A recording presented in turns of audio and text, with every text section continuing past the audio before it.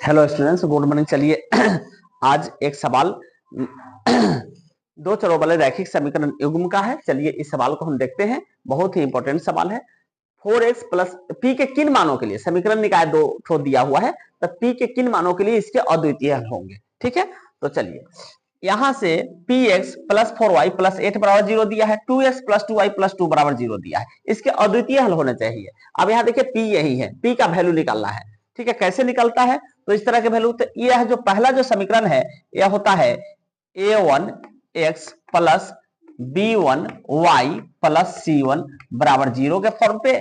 यह होता है a2x plus b2y plus c2 बराबर 0 के फॉर्म पे।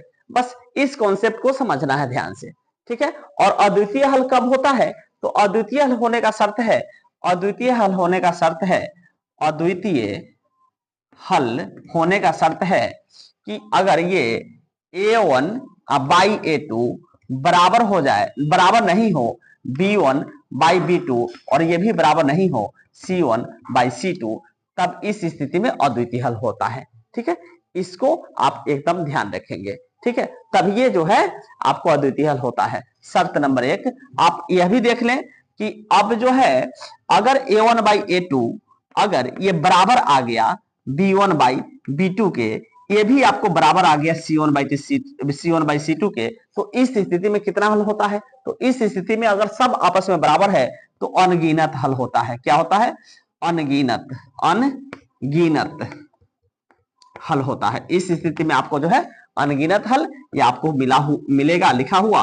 अनंत हल। ठीक है, अगर आपको तीसरा नंबर ये भी देख लीजिए, a1 बाई a2 बराबर आ गया b1 बाई b2 के, ये बराबर नहीं आया अगर आपको c1 बाई c2 के, तो इस स्थिति में आपको कोई हल नहीं मिलेगा, कोई हल नहीं मिलेगा। ठीक है, तो हलों के आधार पे ये शर्त है दो चरों वाले रैखिक समीकरण युग्म में। तो दो चरों वाले रैखिक समीकरण युग्म इसी फॉर्म पे होंगे। ठीक है, तो यहां से देखिए x x y y यहाँ पे c1 है। अब देखिए a1 की जगह पे क्या है, 4 है, अर्थात a1 का वैल्यू कितना है, तो 4 है। इसी तरह से देखिए b1 के जगह पे कितना है, तो p है।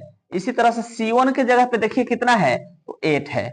चलिए सवाल आप लोगों को समझ में आ रहा होगा, एकदम आ जाएगा। ध्यान से देखिए, यहाँ देखिए a2 के जगह पे आपको कितना है, देखिए x x मिल रहा है, a2 की जगह पे कितना है, 2 है। इसी तरह से y y मिल रहा है, तो b2 की जगह पे कितना है, b2 की जगह पे आपको 2 है।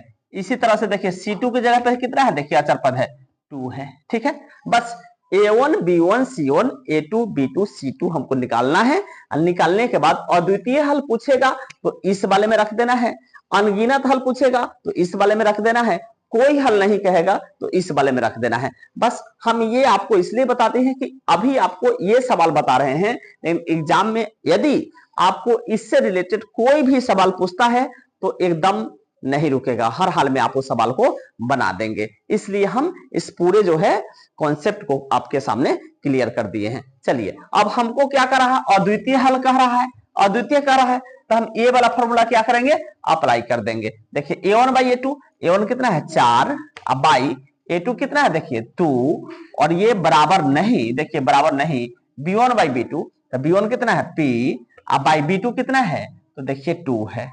ठीक है, और इसके आगे है बराबर नहीं c1 बाई c2, तब बस हमको इतना ही से जो है हमको मिल जाएगा इसका वैल्यू। अब करेंगे क्या, इसको क्रॉस किया, यहां कटेगा 2 दूनी 4, तो p डज नॉट इक्वल 2 दूनी 4, यानी p का जो वैल्यू आया हमको 4 के अतिरिक्त अगर p का, इसका मतलब वो 4 नहीं होना चाहिए, 4 को छोड़कर कोई भी वैल्यू अगर होगा तो यह अद्वितीय हल होगा।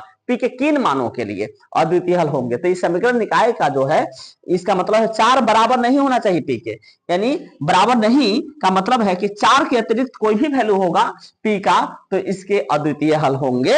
अद्वितीय हल का मतलब एक और केवल एक हल। ठीक है, तो चलिए अगर आपको सवाल समझ में आया तो लाइक शेयर और कमेंट जरूर करिएगा। यदि आप फेसबुक पेज पर देख रहे हो तो पेज को फॉलो कर लीजिएगा, यदि आप यूट्यूब पर देख रहे हो तो यदि आप नए हो तो चैनल को सब्सक्राइब कर लीजिए। थैंक यू, धन्यवाद।